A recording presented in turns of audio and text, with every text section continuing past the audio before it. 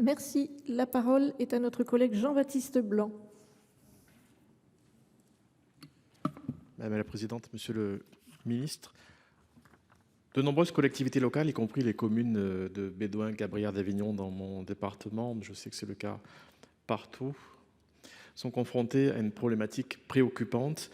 Il existe une incohérence en effet procédurale significative dans l'application des dispositions relatives à la sollicitation des subventions DETR et DSIL.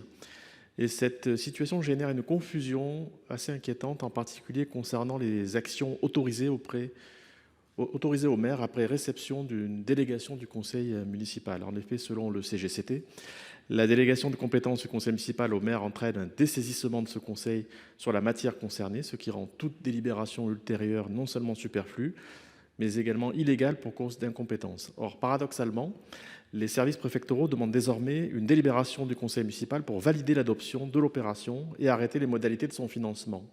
Cette contradiction entre la lettre de la loi et les pratiques administratives instaure une incertitude préjudiciable pour les collectivités, pourtant désireuses de se conformer aux exigences réglementaires.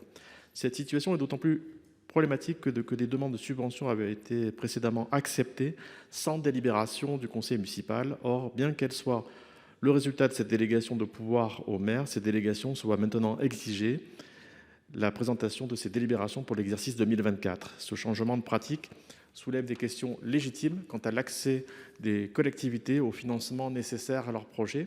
Et face à cette situation, je sollicite donc, monsieur le ministre, des éclaircissements détaillés sur ces règles pour assurer une gestion des fonds publics à la fois efficace, transparente et surtout pour soutenir nos territoires. Je vous remercie. Merci. Monsieur le ministre Kasbarian. Merci beaucoup, madame la présidente, mesdames, messieurs les sénateurs. Monsieur le sénateur Jean-Baptiste Blanc, je vais essayer d'être le plus précis et détaillé que possible. Vous m'interrogez sur les règles applicables à la sollicitation de subventions par les collectivités territoriales et notamment sur la nécessité de fournir une délibération du conseil municipal à l'appui d'une demande de subvention présentée au titre de la dotation d'équipement des territoires ruraux et dotation de soutien à l'investissement local. La DETR et la DSIL sont régies par des dispositions qui prévoient d'une part que la demande de subvention est présentée par le maire ou le président de l'établissement public de coopération intercommunale compétent. C'est l'article L. 2334-32 du Code général des collectivités territoriales.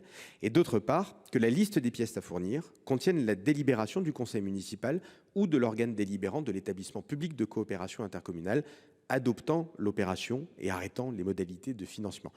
Je me réfère ici à l'arrêté du 23 décembre 2002 sur le sujet. Ainsi, qu'il y ait ou non délégation du conseil municipal au maire pour présenter la demande de subvention, celle-ci ne peut être présentée que lorsque l'opération et ses modalités de financement ont été préalablement approuvées par le conseil municipal.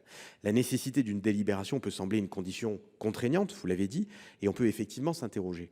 Elle a toutefois pour objectif de s'assurer premièrement que le projet a bien été validé par le conseil municipal ou communautaire, et deuxièmement que son plan de financement est bien prévu et approuvé par le conseil municipal. Cela permet, monsieur le sénateur, de s'assurer de la viabilité des projets et donc d'éviter de perdre des crédits votés annuellement par le Parlement qui seraient attribués à des projets qui malheureusement ne verraient pas le jour. Voilà les éléments de réponse que je souhaitais vous apporter en essayant d'être le plus précis possible, monsieur le sénateur. Merci pour votre interpellation. Merci. Monsieur Blanc, il vous reste 18 secondes.